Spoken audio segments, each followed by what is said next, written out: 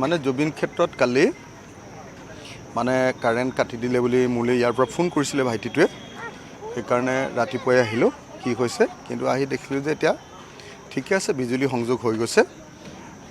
তাৰপাছত মই মানে এটা চাউণ্ড ছেট দিছিলোঁ ইয়াতে। যোৱাবাৰ আহোঁতে মোক ইয়াত থকা যিবিলাক কৰ্মী তেওঁলোকে ক'লে যে ইয়াত বৰ ঠাণ্ডা ঠাণ্ডা লাগে, আৰু ইয়াত যদি এটা সৰু লাহেকৈ সৰু স্বৰত যদি এটা জুবিনদাৰ গানবিলাক অনবৰতে বজাই থকা যায় ভাল লাগিব, সেইবুলি ক'লে। সেইকাৰণে মই এটা চাউণ্ড ছেট দিছিলোঁ। সেই চাউণ্ড ছেটটো চাবলৈ আহিলোঁ, ঠিকে ঠিকে কৰিছে নাই বুলি। চাউণ্ড ছেটটো চালোঁ, আৰু অকণমান মানে কামবিলাক খৰতকীয়া হ'লে ভাল আছিলে। চৰকাৰৰ কাম একদম লেহেমীয়া হৈছে। আৰু আনফালে এতিয়ালৈকে জুবিনদাৰ ন্যায়ৰ কাৰণে যি ফাষ্ট ট্ৰেক কোৰ্টৰ কথা, দৈনন্দিন হিয়াৰিঙৰ যি কোৰ্টৰ কথা কৈছিলে, সেই কামটো চৰকাৰে এতিয়ালৈকে কৰি দিয়া নাই। চৰকাৰে সেইটো সোনকালে কৰি দিয়াৰ ব্যৱস্থা কৰিব লাগে। তদুপৰি মই সদায় কৈ আছোঁ, আপোনালোকে সদায় প্ৰমাণ পাই যাব মই কোৱা কথাবিলাক সঁচা হয়নে নহয়, আপোনালোকে প্ৰমাণ পাই যাব। মই কৈ আছোঁ যে এতিয়া যিখন চাৰ্জশ্বিট দিছে, এইখন চাৰ্জশ্বিটত জুবিনদাৰ মৃত্যুৰ কাৰণে জগৰীয়াসকলৰ কোনো শাস্তি নহয়। যদি সঁচাকৈ শাস্তি হ'ব লাগে আৰু এডিশ্যনেল চাৰ্জশ্বিট দিব লাগিব। একদম ফিল্ডত গৈ গোটেই বস্তুখিনি চাই তাৰ পৰা প্ৰুফ কৰি বস্তুখিনি দিব লাগিব। যি জেগাত ঘটনা ঘটিছে সেই জেগাত তদন্ত নকৰাকৈ এনেই ওপৰুৱা কথা কৈ থাকি কেতিয়াও কাকো শাস্তি দিব নোৱাৰে। হিমন্ত বিশ্ব শৰ্মা চৰকাৰখনে আজি মই নিজে দেখিছোঁ যে তেওঁলোকে সিদ্ধাৰ্থ শৰ্মা আৰু আমাৰ কি মহন্ত আছিলে এজন শ্যাম কানু মহন্ত, সিদ্ধাৰ্থ শৰ্মা, তাৰপাছত সিদ্ধাৰ্থ গোস্বামী, শেখৰজ্যোতি গোস্বামী, এইবিলাকক বচাবৰ কাৰণে কাম কৰি আছে। এই চৰকাৰে জুবিনদাক ন্যায় নিদিলে। যদি ন্যায় দিবলৈ হয় দুটা কাম স্পষ্টকৈ কৰিব লাগিব। এক নম্বৰ হ'ল এখন এডিশ্যনেল চাৰ্জশ্বিট। কি কৈ আছোঁ, সদায় কৈ আছোঁ, সদায় চিঞৰি আছোঁ, এইটো নকৰিলে কেতিয়াও দোষীয়ে শাস্তি নাপায়। এইখন চাৰ্জশ্বিটৰ পৰা নাপায়। মই কোৱা কথাবিলাক পিছত হয় নে নহয় আপোনালোকে নিজে জানিব।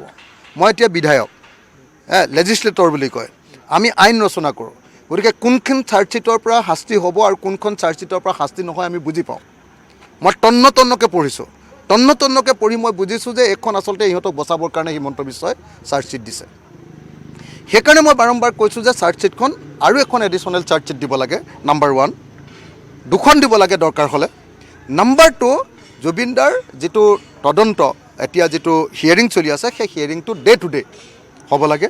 আৰু নাম্বাৰ 3, এটা নেশ্যনেল লেভেলৰ এটা এডভোকেটৰ টীম, তো তাত অধিবক্তাৰ টীম এটা তাত দিব লাগে।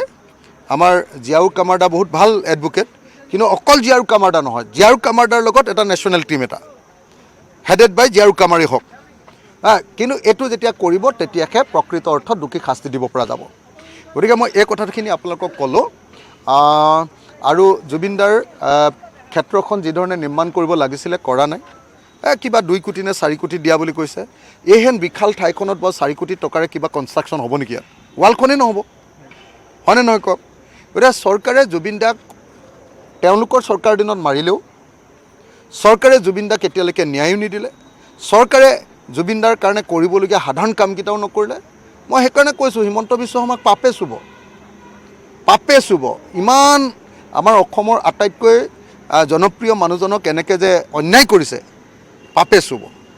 অন্ততঃপক্ষে ইমান দিন 100 কোটি টকা এটা ইয়াত ডিক্লেয়াৰ কৰি দিব লাগিছিলে, 100 কোটি টকা এটা, আৰু যুদ্ধ ক্ষিপ্ৰতাৰে কামবিলাক কৰি দিব লাগিছিলে। তেতিয়াহে আমি বুজি পালোহেঁতেন। 2 কোটি 5 কোটি ৱালকেইখনেই নহয়, 2 কোটি 5 কোটি টকাৰ জুবিনদাৰ প্ৰতি যি অন্যায় কৰিছে। আপুনি চাওকচোন, এইখন সৰু ঘৰটো বনাবৰ কাৰণে ইমান দিন লাগে নেকি? আজি দেখিবলৈ পোৱা গৈছে এই যিসমূহ ঘৰ আছে, এই ঘৰসমূহ বতাহ বৰষুণ দিলে জয়ী হৈ যাব। এতিয়া বৰষুণ দিলে আপোনালোকে চাবলৈ পাবচোন, ইয়াত কোনো মানুহ সোমাব নোৱাৰে নহয়। বৰষুণ দি দিয়াৰ লগে লগে জুবিন ক্ষেত্ৰত কোনো মানুহে সোমাব নোৱাৰিব। এইবিলাক ইমান দিন কৰি পেলাব লাগিছিলে কামবিলাক। চৰকাৰে কোনো ব্যৱস্থা, আপুনি চাওক, এতিয়া আমাক দি দিলে আমিয়ে কৰি দিম। যদি জুবিন ক্ষেত্ৰৰ দায়িত্বটো আমাক দিয়ে তেতিয়াহ'লে আমিয়ে কৰি দিম এইখিনি। পাৰ্মানেণ্ট ক'ত ছেট বনাব লাগে, ক'ত কি বনাব লাগে, কালচাৰেল কি কৰিব লাগে, আমি ব্যৱস্থা কৰি দিম। চৰকাৰে নিজেও নকৰে, কাকো সোমাবলৈও নিদিয়ে। ইমান দিন চাওকচোন বাৰু, মানে ইমান দিন এটা ইয়াত চাউণ্ড বক্স লাগে বুলি, চাউণ্ড ছিষ্টেম লাগে বুলি ভাবিব নোৱাৰা চৰকাৰ এখন থাকিব পাৰে নাই? জুবিন দা বিখ্যাত অকল গীতৰ কাৰণে মেইনলি, হয়নে নহয়? জুবিন দা আটাইতকৈ বিখ্যাত গীতৰ কাৰণে। সেই গীতৰ মানুহজনক যদি আমি গীতৰ মাজত নাৰাখি, হয়নে নহয়, তেতিয়াহ'লে অকলটো ইয়াত ইনকাম জিন্দাবাদ দিয়াই থাকিলে নহ'ব, গীতৰ মাজত তেওঁক ৰাখিব লাগিব। তাৰ কাৰণে চাউণ্ড ছেট এটা যদি চৰকাৰে দিব নোৱাৰে, মই যদি আহি দিবলগীয়া হয়, এইটো অন্যায় কথা হয়নে নহয় চৰকাৰৰ? সেইকাৰণে হিমন্ত বিশ্ব শৰ্মাই সঁচাকৈ জুবিন দাৰ প্ৰতি অন্যায় কৰিছে। মানে মই ভাবোঁ প্ৰথম কথা, এতিয়া বাৰিষা আহিলে বৰষুণ এজাক দিয়াৰ লগে লগে জুবিন ক্ষেত্ৰত কোনো সোমাব নোৱাৰিব। গতিকে ইয়াতে মানুহ সোমাব পৰাকৈ যিখিনি টাইল চাইলছ লগাই দিয়াৰ ব্যৱস্থা কৰিব লাগে সেইখিনি কৰিব লাগে, নাম্বাৰ 1।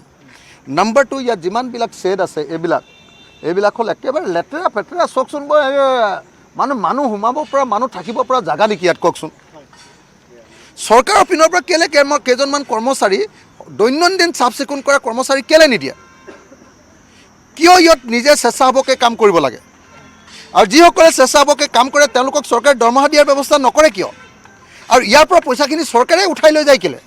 ইয়াক কমিটিখনকে দিলেওতো তেওঁলোকে কৰাই থাকিব পাৰে। আজি ইয়াৰ কৰ্মচাৰীবিলাকক যিবিলাকে কাম কৰে তেওঁলোকক আমিহে সকলোৱে দি মেলিহে সহায় কৰিহে চলাই আছোঁ। চৰকাৰেতো একো দায়িত্ব লোৱা নাই। এইটো অন্যায়।